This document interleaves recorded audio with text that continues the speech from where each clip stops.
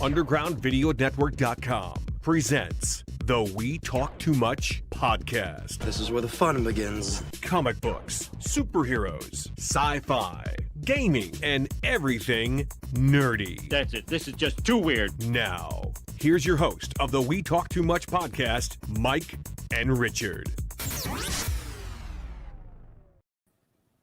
Hey everyone, and welcome to this episode of We Talk Too Much. I am Mike Boroff. I'm Richard Catterjob. Rich, how's it going? Good. Been a struggle this week, but it was good. Yeah, what happened? We had the child come up missing, with me looking at the newspaper now. Yes, I read about that. At least they found her last night, so. Yeah, I saw that Facebook announcement today, Yeah. We got I don't know if I should really say, but we got the announcement almost minutes before we sent the page into print without knowing it. Oh, wow. That was that timing, so. Yeah. But wow. But yeah, it was struggle there, trying to keep up with the socials and stuff, because there's been so much going on and stuff. Mm-hmm. But it's fun working for a newspaper now. Speaking of oh man, perfect segue, Richard. We didn't get to do a show last week, and this is partly my fault.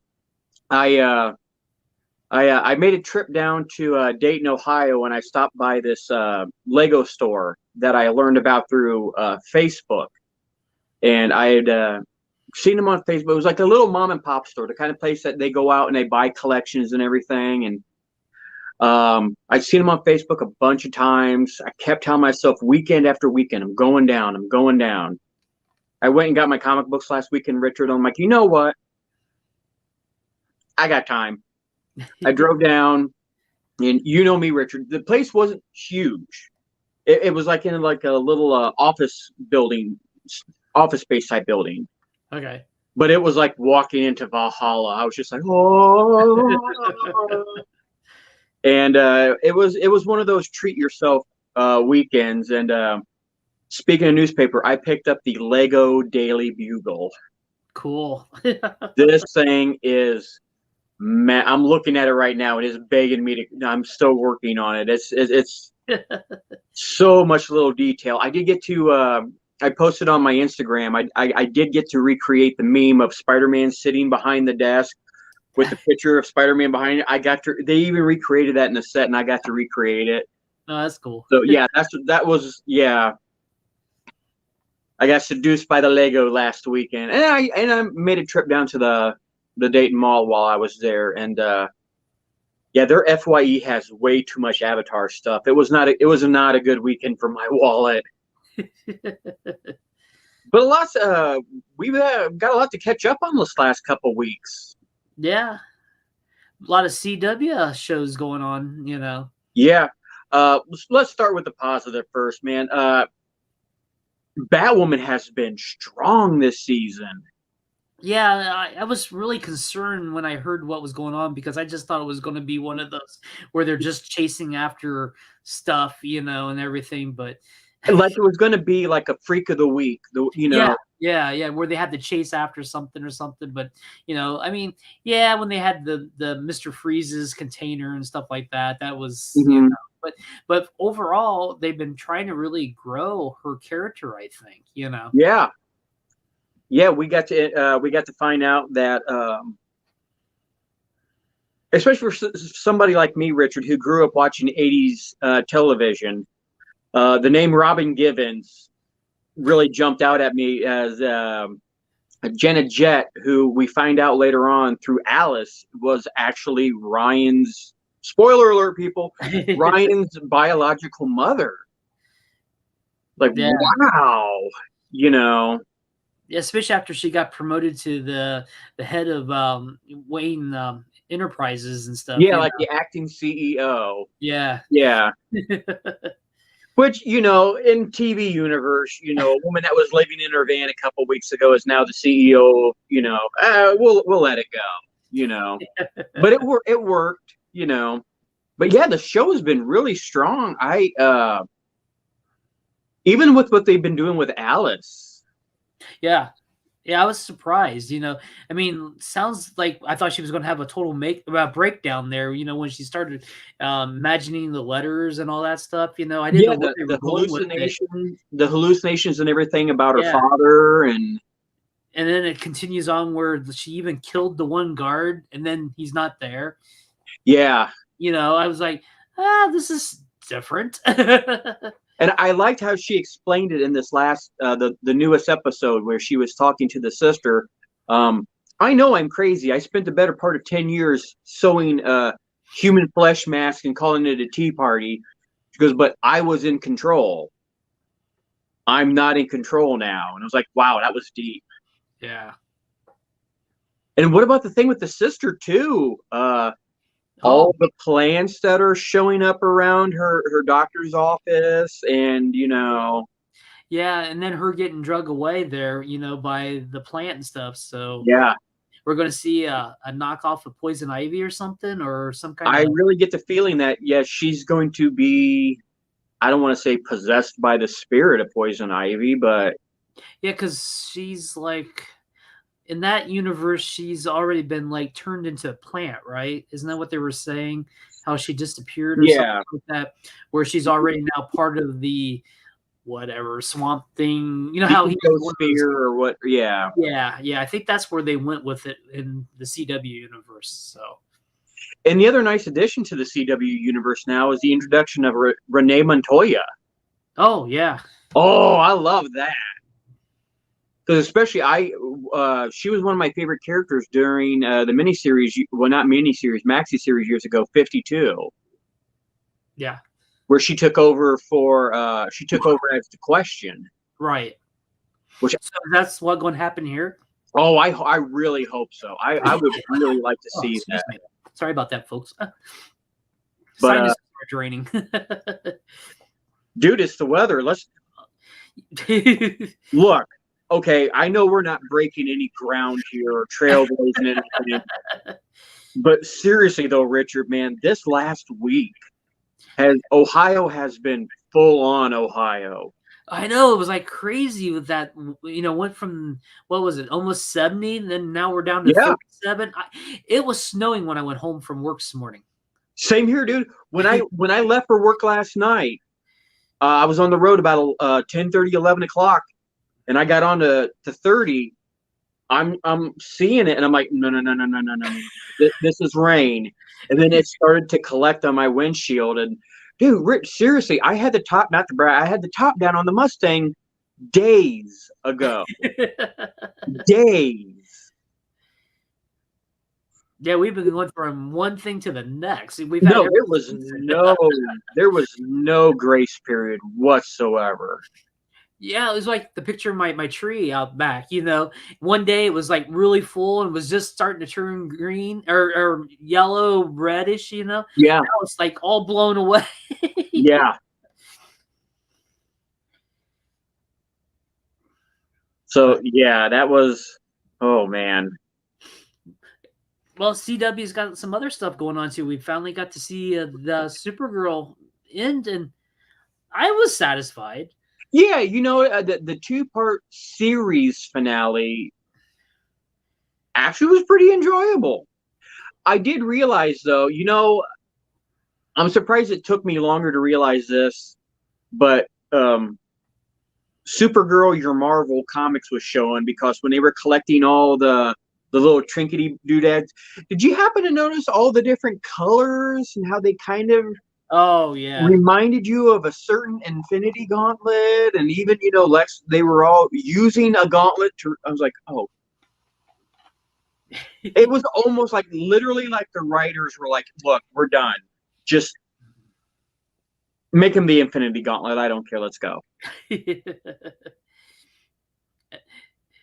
That was kind of funny, though. Everybody on Earth had to get their courage back or whatever. No. It was one of those types, but. And you know what? Again, that was kind of sloppy part on the writing, because then, like, at the end, when like Mon-El and Wynn showed up, which was great. Yeah. But Mon-El was just like, "Oh, your speech made it to the future," and I'm thinking to myself, it really wasn't that great of a speech, man. I mean, well, supposedly like change the future. They didn't even have that to start with, so right. been altered or something because of that. And it was, but like I said, it's like, oh, it it it almost reminded me again. It almost reminded me of Bill and Ted's Excellent Adventure, where it's just like, oh, this speech and this song is going to unite the world and change everything. And then again, I listened to the speech. I'm like, it really wasn't that super, The Kiss song was better. Oh, Oh, thank you. Yeah. Why didn't she just sing rock and roll or God gave rock and roll to you? Yeah. I had to sing it in my head to remember the name of the song. well, I've been listening to a lot of Kiss this week. It's like the 40th anniversary of The Elder, which is Oh it's one of the very underplayed Kiss songs, because they came out in '81. Not too many people. It came out very badly for the critics and stuff because it was supposed to be one of their ones. Gene Simmons was writing it was going to be a movie or something back in the day, but it never happened. Stuff. Oh, like one of the rock operas. Yeah, it was their version of that, which I always thought was really good. So when I was reading some of this articles, I go, I got on Spotify. Oh, there's The Elder, and listened to it. And I was at work one night. They're trying to finish up because I was doing what was it? I was putting there was the Veterans Day stuff. I was putting it all together, and no one else was in the office, so I just had it cranking. But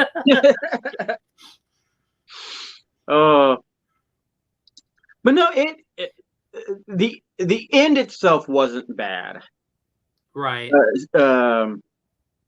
The sister's wedding, that was all great, getting everybody back together. And you want to talk about doubling down and just, again, it was like sloppy writing because like the previous couple episodes was dealing with Brainy was going to have to go back to the 31st century and reform with the big brain, or it was going to be the end of this and that. And there was this great, heartfelt, touching moment where they left. And then they just came back. Yeah. Well, that's time travel anyhow. I don't understand why it's such a priority for him to go back right then. Yeah. It's like they're thinking linear. Time is wibbly wobbly time. We watching other time travel shows where we know that he could be there as long as he want, but yet still go to the future. And right back in, But it was literally like two writers, like this writer's page ended here. It's like, oh, Brainy leaves Dreamer. Yeah, I'm writing him back in. Screw you, I'm bringing him back. So now is he in the modern day time, or did he go back after the wedding, or what?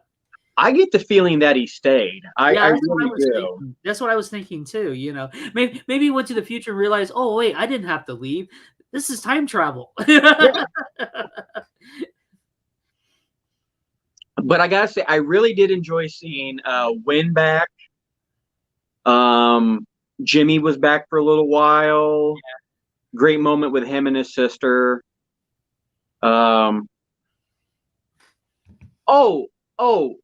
We talked about this before, Richard. Again, we know, it was like they gave up, they quit. But there was one moment in particular where I like threw down a gauntlet and I said to myself, come on. At the very end, Richard, where the sister and the wife drive away and the car explodes. Dude, that was horrible. That was horrible. That was like after school special circa 1985 special effects. It's just making the car glow. And it was like grease. It was like grease. The car just flew off, Guess what I got coming, Mike? Oh, God, what do you got? I ordered the license to Red Giant again. I have all those special effects stuff to go with my Premiere for my new computer. Oh, people at home that are listening and people that have just been watching this like the last few, you don't know how excited I am for this, because that means within the next few weeks that when I do this, You can't see it if you're listening, but if I do this, people who have watched this for a long time know what's going to happen when I do this. Yeah, because they got a new one that's sort of like the body glow, sort of like the Flash, like when he's running. He has Right. I can actually do that with the new updated version of Red Giant. So I was starting to experiment a little bit with it. And I got all the VHS effects and stuff like that, where I can make it look like VHS and everything again. Rich, I'm telling you, I got a studio and a green screen, man. We can go full on out like we used to if you want to. It's one of them things, I mean, seriously, if we can, I just decided just to do that because I got a special deal for a year year licensing. So I'm hoping, it all works out. Well, if I start back my grad program, I'm going to need stuff like that anyhow. So. See, that's probably what happened is the creative team behind Supergirl, they let their membership expire. They had to go back to, like the really, really, really bad special effects. Well, this is the stuff where that what was that movie called? Kung Fu. What was that Kung Fu movie that came out, was on the internet, that was really big a few years back? Kung Pao? No, it looked like it was done in VHS, but it really was digital, and they just it had the Turbo, no, not Turbo Kid. I know what you're talking about. There was a DeLorean in it, wasn't it? Didn't he have a DeLorean pull up or something like that? And and he had the techie guy that was like sitting behind the desk with all the screens. Well, and there was a dinosaur. I remember the dinosaur. Yeah. Well, this is the same software they used to make that. Oh my God, Richard, we're gonna make a movie.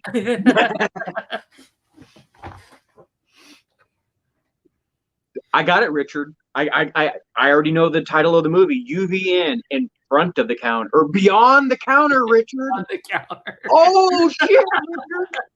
We're gonna make a movie. Oh my God. Well, I still got D-Boy's old script where they was going to do like the Bill and Ted's Excellent Adventure through Lima. Oh my God. Oh my God. Yeah. Remember that? We were going to do that yes, back in the day. Holy crap, man. Hey, speaking of time travel, we got 2 time travel shows to talk about. Let's for Legends of Tomorrow. Again, dude, I love that show so much. Oh yeah. So much. Was it this last episode? They really just I don't want to even say broke the fourth wall, but this episode was like one of the epitomes of how that show does not take itself seriously. When they casted Matt Ryan to play the scientist, no, now I ain't gonna lie, it took me a couple minutes because I'll give him that was some damn fine. That was one of the best fake beards I have ever seen. It took me a minute, and I actually had to go back through and rewatch it because I missed it the first time around. But it was like when Sarah first saw him, they were making the jokes like, doesn't he look a lot like somebody? Yeah, he looks like Professor Stein. They went through every single team member, said who he reminded him of, except for Constantine. no, like he looks familiar. Yeah, he looks like Ray. I thought he looked like Professor Stein. No, he looks like Mick. He looks like Mick with hair. Then it was just like, wait a minute, what? And I'm like, where's the joke? And then I'm looking at the screen. I'm like, holy shit, that's Matt Ryan. Right? Oh my God, that was brilliant. Only Legends of Tomorrow could do that. Only Legends of Tomorrow could take an established cast member, slap a fake beard on him, and put him as an entirely different character. And worked. Yeah, he's going to be that for the rest of this season, right? I think so, yeah. Yeah. Oh, man. And the episode before, this is another reason why Legends of Tomorrow is so great, because they took a concept that every show, Richard, that we have ever seen almost in our entire life has done a clip show. Where, you know what I mean? Where it was like a filler episode where they would just like flash back to previous episodes. You know, like even Cheers was like, oh, hey, you remember that one time at the bar? You know, and they showed this.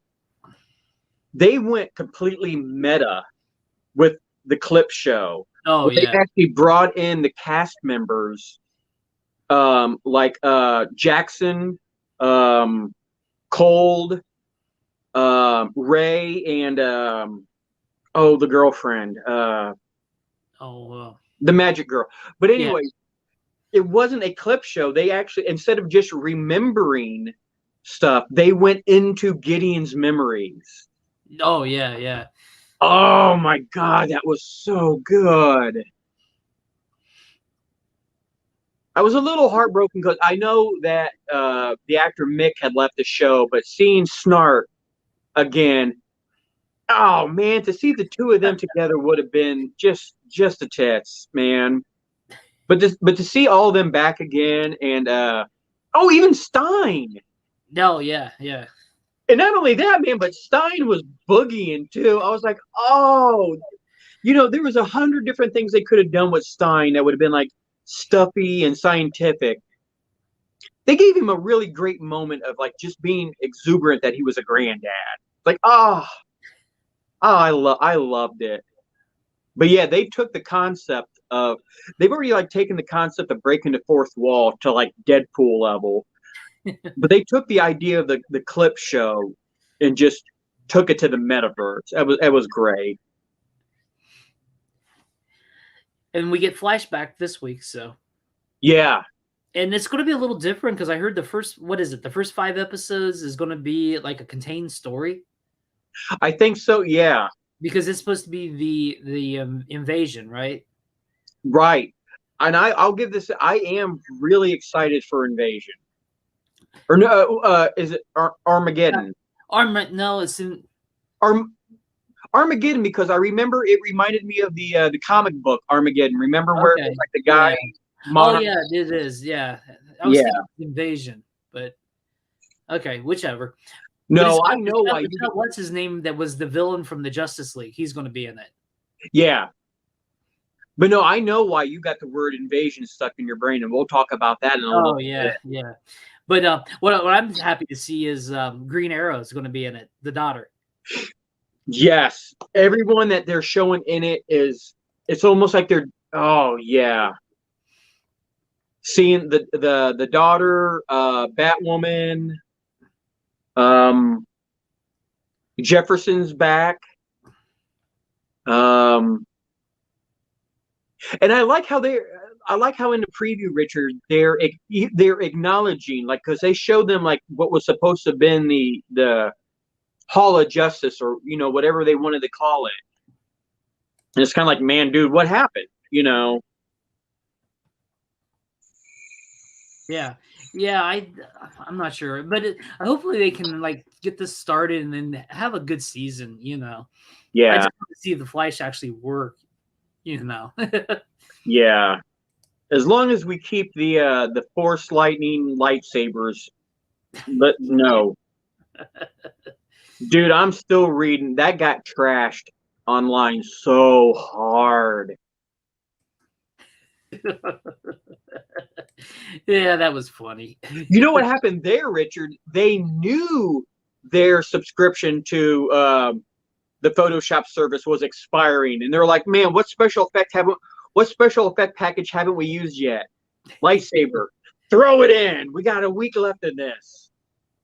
Yeah, it's Flash Armageddon. You're right. Yeah. I had to look it up real quick. Ooh, you're gonna love this one, Richard, because I know what we were going to talk about, but I'm gonna lay down a segue for you. Speaking of DC first, Doom Patrol. Oh yes. Shit, man. Doom Patrol does not get the coverage it deserves. That show is bonkers. That show is awesome. F. Oh, oh yeah. Yeah. Oh man. It's been renewed for a 4th season. Yep. And so is Titans. Yep. Oh man, I am jazzed about those two, man. And I've been hearing rumors. Is there going to be a Kid Flash in the Titans next year? In the next season? I've heard the same thing, and I saw like a couple, not snippets, but it was like pictures that were kind of, it definitely looked like a lightning bolt. Yeah, I something else, This is what we need, another universe with another Flash. Hey, man, I'm all for it. Maybe though, I mean, if the creative team behind Titans is doing it, I'm all for it. What I'm excited to find out is where the future of Gotham City is going to be, because Tim Drake, that was an excellent addition to the. I don't even want to say the Titans yet, but the introduction to Tim Drake. Oh yeah. Oh man, that was. And I like how they did it too, because it stayed faithful enough to the comic books where Tim was smart enough that he figured everything out in both the Titans and in the comic books. Right. He was smart enough to have figured everything out. Yeah, at least it's like, I was thinking how would I want to say that, but yeah, he actually figured everything, because it's really funny because Dick's standing there, he goes, "Well, I know you're Nightwing," Yeah. So is like, will he take him on as a Robin then? I really hope so. Because even if Dick doesn't take, if you didn't know better, that would have been a perfect segue for Dick to take over the mantle of Batman, like he did in my favorite run of Batman, the Batman comic books, when it was Dick Grayson took the role of Batman and Damian took the role of Robin. Those were brilliant.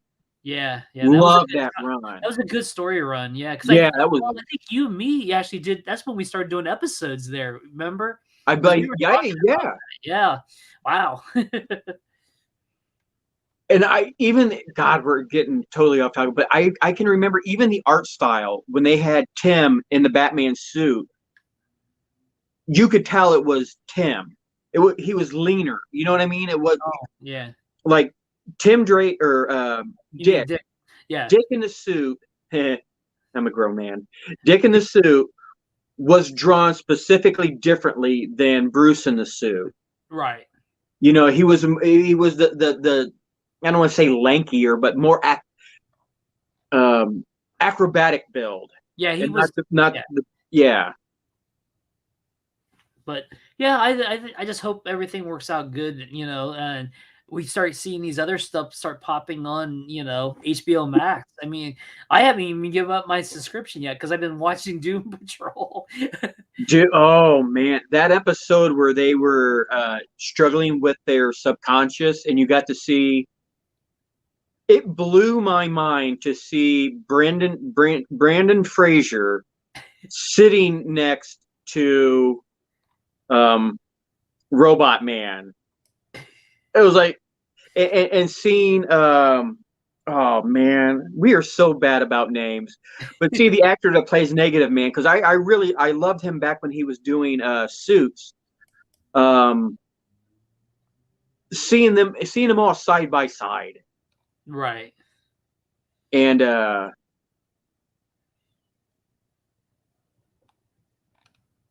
oh man, that was a heartbreaking episode too, especially for Cliff, man. He's like, yeah, I left my kid in the car while I went and banged a hooker and snorted blow. It's like, damn. Damn. Yeah, Doom Patrol is very mature show. Oh God. Holy. And learning all that we did about the Sisterhood of Dada, and where Madame Rouge's character, Missy Gonzalez. Oh my God, that was going to be my segue, Richard. Missy Gonzalez, dude, I love that woman. I have a mad crush on her. She is just fantastic. The scene that got me though, that I damn near pissed myself laughing, Richard, was when Robot Man thought that it was going to be his daughter that she had changed into. Oh. And it was the baby. And she was kicking their asses like mid-change. So it was like Missy Gonzalez's head on the baby's body, like that was killing me, man.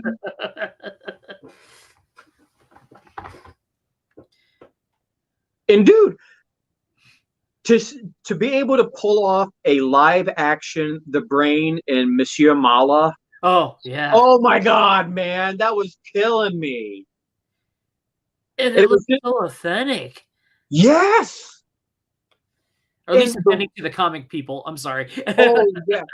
And the writing was so brilliant because like the scene where Madame Rouge is in the condo and the Brain is like, yeah, we're going to help out. And it's pissing off Mala. And Mala keeps turning on the blender. Yes, we're going to burn. What? I can't help. We're going to help her. I was like, God damn it. God, that show is so good. But yes, Missy Gonzalez, who I absolutely adore. She was great in this. She was great in The Chilling Adventures of Sabrina the Teenage Witch. And she was also brilliant in Doctor Who as Missy, the Master. And speaking of Doctor Who, you see the route I took there, Richard? Took me a minute, but we got to see, by this time right now, we're filming on Saturday, the first 2 episodes of the 13th season of the new run of Doctor Who. Yeah. Again, I've said this before. I think Jodie Whittaker is a spectacular Doctor. That being said, I was very ecstatic when I heard that Turnbull is going to be stepping down as the Chris Turnbull is going to be stepping down as the show forerunner, and we're going to get I am so bad. The guy who was a showrunner during like Matt Smith and David Tennant's run. We're going to get a good showrunner, which is a bummer because Jodie was so good and she deserved so much better. And we're finally getting a good showrunner, and we're already having to say goodbye to her. Yeah. But it just seems like how Doctor Who's been traveling. You get about 3 seasons, and then it just kind of just goes on, Yeah. But the first 2 episodes, let's deal with the first episode first. Again, like I said, love Jodie Whittaker. I loved her and Yaz together. You could definitely tell that some time has passed since Graham and his grandson had left, because you could tell that they're functioning more like a team. Yeah. You know what I mean? Like they've got some more history behind underneath their belt. That being said, God, that first episode was such a mess. It's like, look, I understand from a writing point of view, you want to lay snippets. You want to lay the seeds down for what's coming. Don't dump the bag in the dirt, man. You got to space those seeds out. That first episode was all over the place. Like, what's this guy? Who's this guy? Why is this here? Yeah. But I think it was the style that they wanted to do. They wanted total chaos because of the flux. Right. And I think they just wanted it be basically just total and utterly chaos. And that's what it was, Yeah. At least that's how I interpret the start of it. I'll say this, though. The 2 main villains that they have, I will say from a monster, or I don't want to say monster, but from a monster point of view, though, they're gorgeous. Oh. Have you really looked at them? And like, they went to a lot of trouble to give them that like very organic, crystalline mineral feel to them. You know what I mean? Yeah, it reminded me. I don't know if you ever saw that video where Peanut Me went to that Halloween convention in Columbus. There was a guy dressed up similar. It was really cool how he had it like that, and it looked like something that stepped out of what's the one series? Not with the cube, but something like that. You know what I'm saying? Where they Hellraisers. Oh, yeah. The Xenobites. Yes, yeah. That's what it kind of reminded me. Something that, but more sci-fi instead of horror. Right. But I'll give them that. When I'm looking at them, I'm like, they're ugly, but at the same time, they're gorgeous. I mean, I'm looking like even like throughout the the note, you can see the very. It wasn't like they just glued, in typical old fashioned Doctor Who, like, hey, we got a bunch of crystals from that hippie. Let's just glue them to their head. They took their time to it. But yeah, the story of the flux, and we're getting the impression that these two main villains know the Doctor and have a history with the Doctor that probably predates what we as fans know as the first Doctor. Yeah, like this carnation, like how they sort of let slip that there's more memory that the Doctor doesn't have anymore. Right. That the first Doctor, William Hartnell, God bless me, man. I can't remember a name of the guy that was in the character of the TV show I just watched an hour ago, but I can remember William Hartnell's name. He was the first Doctor. Yeah, we got that hint in a previous season when we met. I don't remember the actress's name, but I loved her costume. But the Doctor from before that, the Doctor that the Doctor couldn't remember being. Right. That all of this happened pre-William Hartnell, and there was hints that not only was she around for that, but there was an organization that the Time Lords kind of, I don't want to say like their police force, but it was like an organization within the Time Lords. Yeah. And she ran with them, and these last couple episodes are giving the impression that these two villains are going to tie into that period. Yeah, that's what I'm getting the impression too. So maybe that's what's going to set us up to find out the next incarnation. Maybe we'll remember everything. Yeah. That she is, in fact, not the 13th Doctor, but like the 33rd Doctor. Or something like that, yeah. Or something like that, yeah. So, yeah, the first episode was a bit of a jumbled mess. The second episode did help a little bit to tie in pieces to it, but there's still more to be discovered. And I'm looking forward to watching that episode tomorrow night. And I liked how when they were throughout the time frame where they was the alien forces were using time, and they were like invading at different periods in Earth's history. Oh, the Sontarans! Thank you. Yeah, the Sontarans, yeah. I thought that was really cool. And then the Doctor gets on there and like, who are you on our wavelength? Where this is our invasion? Yeah, because when they landed on Earth and they thought it was the Battle of Crimea, right? It was the Allied forces versus the Russians. They were like, "Who are the Russians? These are the Sontarans." It's just like, what? And they went old school Sontarans, not the Sontarans like we were familiar with Strax. Yeah. The old, really creepy looking Sontaran. Like when that one general he did that, and another when I was like, oh, no, the potato shouldn't lick itself. That was gross. But it was a nice nod too that they tied in actual. It's been a while since we've seen that tied in actual world history, and saw how it got skewed a little bit. Yeah, because now everything's all messed up, right? I mean, yeah, it is completely. The flux has just been completely unraveling everything.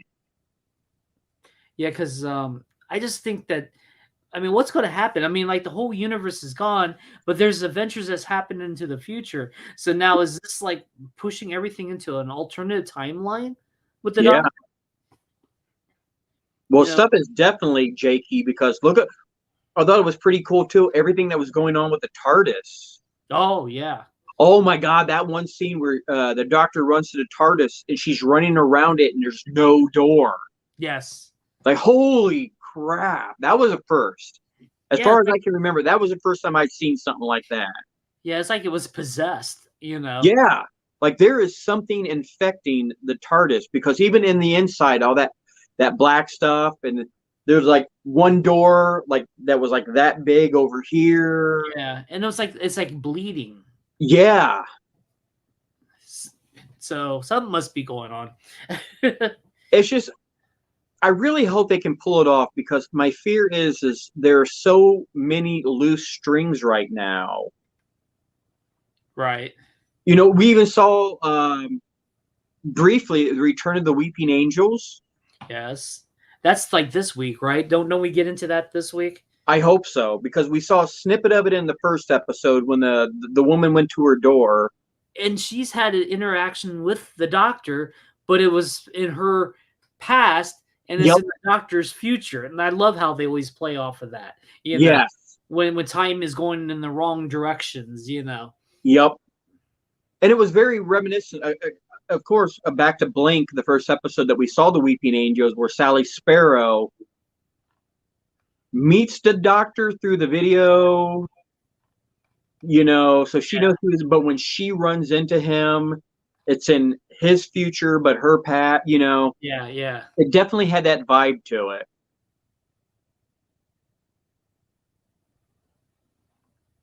So yeah, the first couple episodes, I'm really hoping the explosion gets a little bit more contained as the season goes on. But it's the Doctor, you know, I'm going to watch it. And again, I am going to be really sad to see Jodie go. I thought she did a spectacular job. It was just,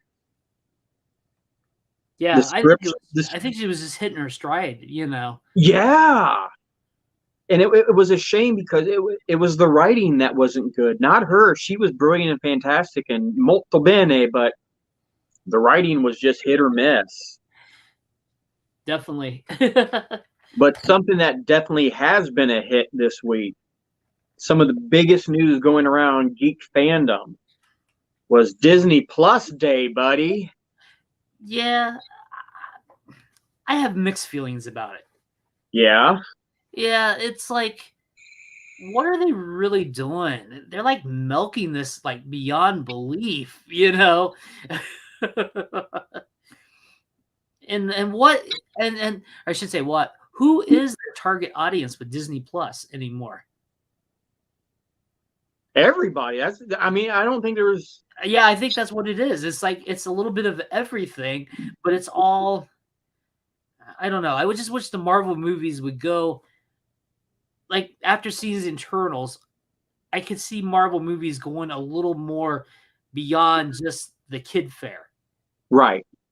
You know, because Eternals was a little more than just, you know, I know you hadn't seen it. I don't want to ruin anything, but it just doesn't fit with the way Marvel had been doing. It's something different. So right. I'm hoping they keep going with that direction, but I don't think they can make it work on Disney Plus. Well, the Falcon and the Winter Soldier did a really good job of that. That was more. That one too was. I mean, yeah, it still has some of the superhero Captain America elements, but that one definitely dealt with more mature issues than previous shows. Yeah. I just hope. I don't know, but they're sure doing a lot of Marvel. Sure doing a lot of Star Wars. They're doing a little bit of everything. Oh man, it was. What was great for me, Richard, was not only did they announce a lot of stuff that we hadn't heard before, like first announcements, right? But we got to see more actual clips of stuff that we had been teased about, right, this last year. I know we'd seen a little bit of it before, but I got to mention Hawkeye. Oh yeah! Holy shit, dude! I am so on board for that. And that one advertisement they released with Clint and Kate, dude, that was full on Matt Fraction issue number 1. It is hanging. Stay right here. Talk amongst yourselves. Yeah, at least we're going to get the Star Wars stuff. I know he's off when the still Marvel, but Obi-Wan stuff was really cool. You know, we got to see a little bit, even though it was just some of the art. I went Obi-Wan for a second while he was gone, but yeah, oh yeah, there's definitely. No. They are tying heavily into the Matt Fraction books, and it really does look exactly like the Matt Fraction stuff. For our people who just didn't see, he had the issue right there showing. Oh yeah, I have a refrigerator magnet. I think that is from issue 3 or 4, but very simplistic. You know, no background, white background, just Clint drawing his arrow. And what I should have said was I like that one little clip. You know, we only got 4 arrows, but that'll work. Yeah, no, and I like the one too because we hadn't really got to see it in the movies, but we're all out of regular arrows. Trick arrows? We're gonna have to use trick arrows. And I love and you know what? One thing I appreciated about the clip that they showed, I don't know why this tickled me as much as it did, but it was when Clint and Kate just like burst out of the building, and he's like, "We need to hotwire a car," and she's like, "Oh my god!" And there's like a 1978 Dodge Challenger. She's like, "Oh, we got to take this one." And he goes over to the beat up car. He goes, "I am not smashing the window of a 78 Charger." I'm like, I don't know why, but that was like the most real life moment I've ever seen. Like, this man respects the car. No, we are not smashing that car. I don't know why, but that tickled me so much. But when she got so excited about the trick arrows, and he's just like, "Not that one, too dangerous. Not that one, not that one." And when she shot the one arrow and the car exploded, she's like, "There are arrows more dangerous than this." And then like a second later, she fires an arrow, and it was a suction cup dart arrow. She's like, "What the hell is this for?" But there were so many little small details, like the Russian mafia guys. I can't remember what they were called in the comic books, but they're calling them by that because they all wore the same the tracksuit. I think it was, correct me if you're listening or watching and I'm wrong, please correct me, but it was like the tracksuit mafia. But it was like all the guys in the gang all wore these really bad red velour tracksuits, just like in the comic books. Yeah. And that scene, man, that was full on Clint Barton when that one guy chucked the Molotov cocktail through the window, and Barton literally just went yeet and threw it back. Oh, yeah. That's see, that starts in what, 3 couple weeks? weeks. Yeah. That's real soon. And when they released that picture, Richard, that I was talking about earlier, that was very reminiscent of the Matt Fraction covers, but they showed Clint and Kate, and they're both wearing like similar, the black and the purple outfits. Yeah. Oh, my cosplay money is already like, yep, yep, yep. And another nice nod, and I can't think that they didn't do it on purpose. It was a nice nod, and I wonder how much more they'll play on it. But it was when Clint was hot wiring the car, and Kate's like, "No, I'll drive, you shoot." He's like, "I can't hear you. I'll drive, you shoot." And it was just the way he said, "I can't hear you," because I'm a huge Hawkeye fan. Hawkeye's deaf, people. He, you know, there's been many issues of the book. The one issue, I will never forget it. There were no words the entire issue because something had happened to Clint's hearing aid, and he couldn't hear anything throughout the entire issue. So there were word balloons, but no dialogue. Okay. So for them to acknowledge it was a very nice little touch. That's cool. Yeah. So yeah, definitely excited about that. There was a lot of other stuff that we knew was coming that we got to really see first clips of. Ms. Marvel. Yeah. Oh, I am a huge Kamala Khan fan. I've adored her character since the introduction, and they could not have casted her better. When I see her, the actress, I see Kamala Khan. They really knocked it out of the park with her. And then we got to see a little bit of a She-Hulk. Yes. You know, and I was wondering how they were going to pull that off, Richard, because I didn't know if they were going to. I really didn't know how they were going to do it. Well, we still really don't know yet because, granted, when Jennifer Walters changed into She-Hulk, she wasn't, you know, like a big Hulk. Sorry, I couldn't. It was a big hulking mass like the Hulk, but she was changed. Her physiology had changed, taller, bigger. I had really wondered how they were going to pull that off. Yeah. Because this might have been one of the scenarios, Richard, where the old school, let's just get another actor like they did with Lou Ferrigno might have worked, you know. Yeah, but you never know. That would have been, but I think this looks nice. What they're the few little clippets that we did see, you know. And did you notice in the clippet too, Richard, that we saw Smart Hulk again? Yeah, yeah. So it makes you wonder, you know, what Bruce, you know, is what's going on with Bruce, you know, as he. Yeah, he had changed back in to Bruce in Shang-Chi and the Ten Rings. Right.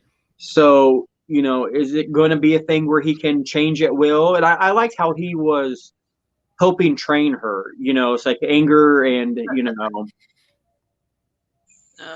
Yeah, we'll just have to wait and see. Those two drop next year pretty quick, don't they? Next year? Early 2020. Yeah, so 2022. Oh yeah, 22. Yeah, God. We don't go backwards. Last year's gone. I had 2 2s in my head. That's on the you know, the TARDIS little saying says do not go to 2020. Yeah, no. No.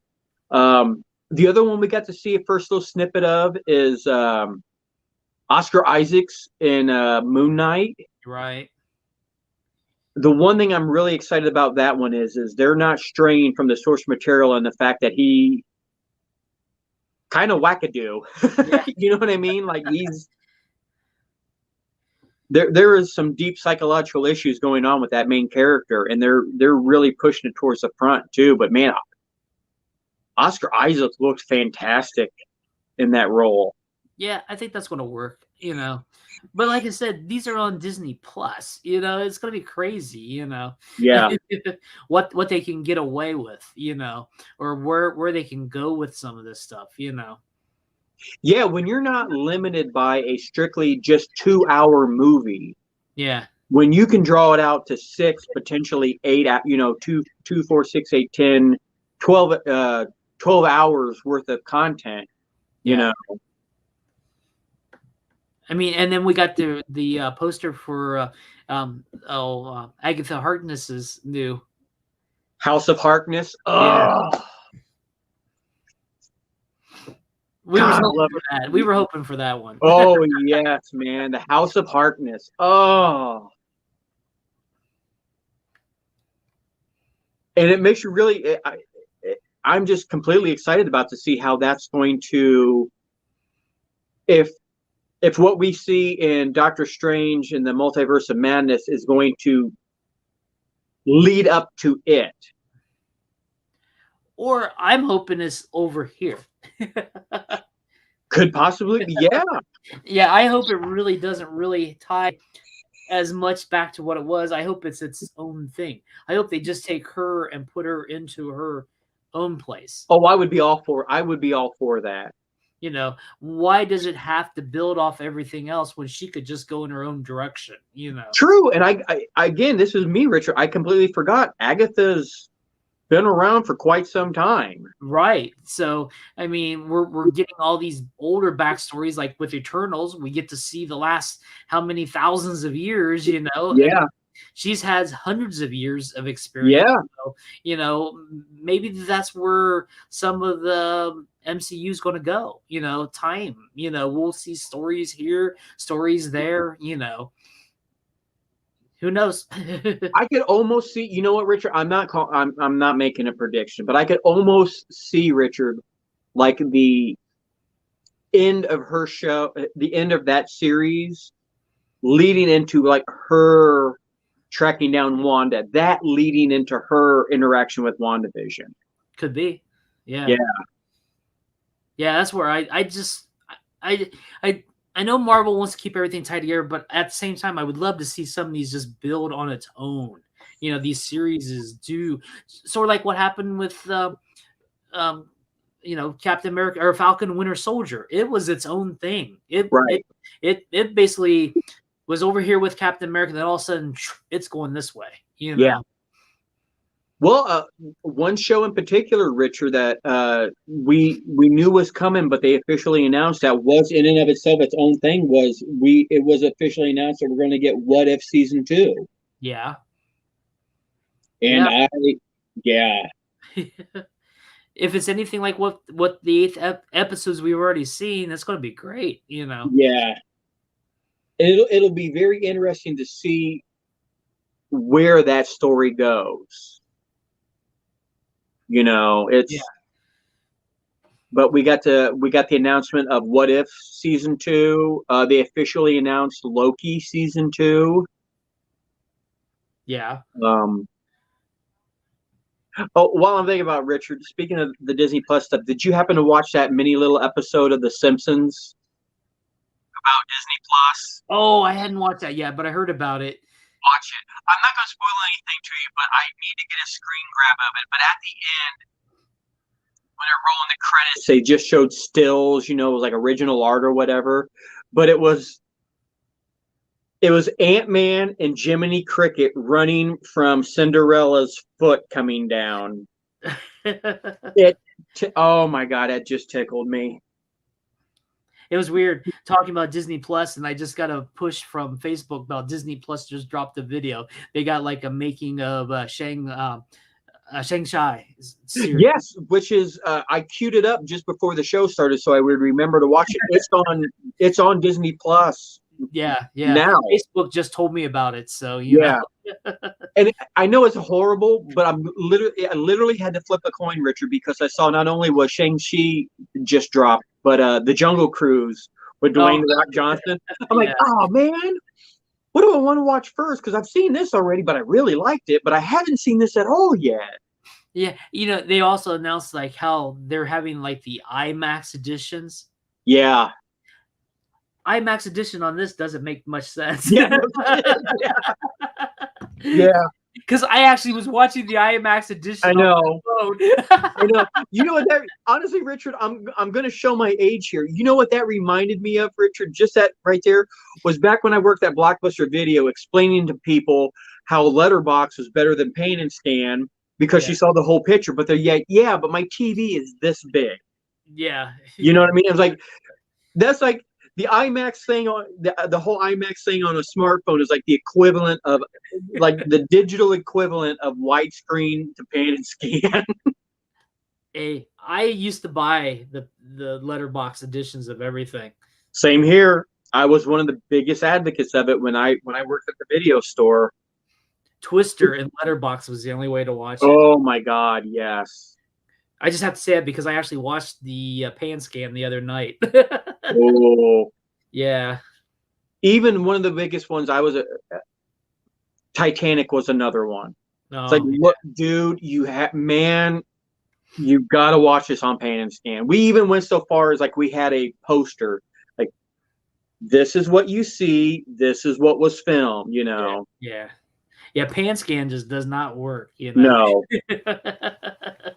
because it's always funny because like they would miss some crucial parts.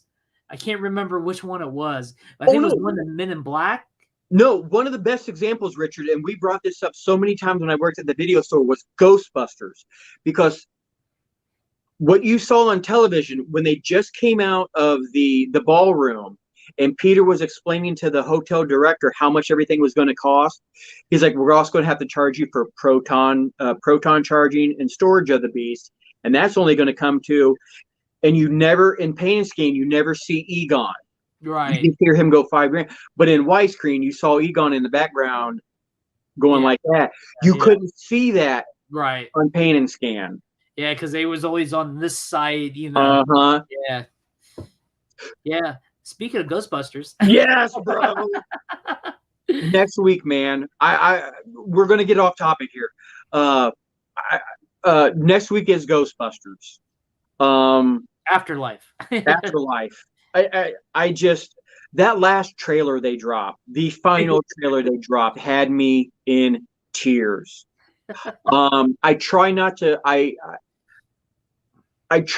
let reviews and everything sway my opinion, and everything. But I really have been hearing nothing but really good stuff. The only negativity I've heard about it was that it was over nostalgic. You know what I mean? And I'm like, look who you're talking to. There is no such thing as over nostalgic, okay? But yeah, man, Ghostbusters is dropping next week. So the chances are we're probably not going to be doing an episode next week because I don't know when I'm going to get to see it. I was going to talk to you. We'll talk about this here in a minute, Richard, because we're going to wrap this up. But hopefully by the next time we do an episode that you see and or listen to, we'll be talking about Ghostbusters Afterlife. For sure. For sure, yeah. Great place to wrap it up, Richard. We just hit the hour mark. Was there anything else, Richard, real quick, Marvel-wise, you can think of that we missed? Well, yeah, we did miss the Secret Invasion, little tidbit with, Nick Fury. Yeah. Secret Invasion. The announcement of Marvel Zombies. Oh, yeah. I really hope that one is more like not that the What If episode wasn't, but that it's more like the comic books where it's more ground level and you got to see more, of like the Resistance, and everything that we saw leading up into What If, Yeah, I hope so. Yeah. But I also like, I hope it's like, have you watched Hit Monkey? Is that out yet on Hulu? Not yet. I'll have to check. Not yet, but I am going to. I'm thinking about expanding my Disney just so I can include Hulu, just so I can watch that because I like the comic. I actually love the comics and love the series. So I really would love to see this animation. I don't think I can wait because I don't know if they'll ever put it on Disney Plus or not because I have a feeling it's going to be a little too adult for, Yeah, I could see that. But other than that, I don't think much else is going on. We've covered most everything, One small, minor other thing that really I wanted to talk about that dropped this week was Animaniacs Season 2. No. Dropped on Hulu. Did it? Okay. And let me tell you, man, pulled no punches. Animaniacs was always really good about the grown-up humor that kind of went over the kids' head, that the grown-ups were like, oh, dude, there were moments in this one where I went, God damn. Oh boy, how did they pull that one off? So yeah, Animaniacs Season 2 dropped on Hulu. I definitely recommend watching that. It was so good. So, anything else, Rich? That's all I can think of. All right. Rich, if you would kindly let everybody at home or in their car or wherever you're watching and or listening to this know where they can find everything. Yeah. Go ahead and just go to undergroundvideonetwork.com. That's the easiest place to find all our links. And that's where you can find the UVN Plus video archive with all up to almost 19 years of videos that we've done. It's only a couple more weeks away, and we were celebrating our 19th start of when we first showed on Lima Local Access. Oh my God, we got to do something for that. So, again, on behalf of Richard Catterjohn and myself, Michael Boroff, we hope that everyone is staying safe and healthy, and we hope to see you at a comic book store or a comic book convention real soon. Richard, if you would kindly please press the button.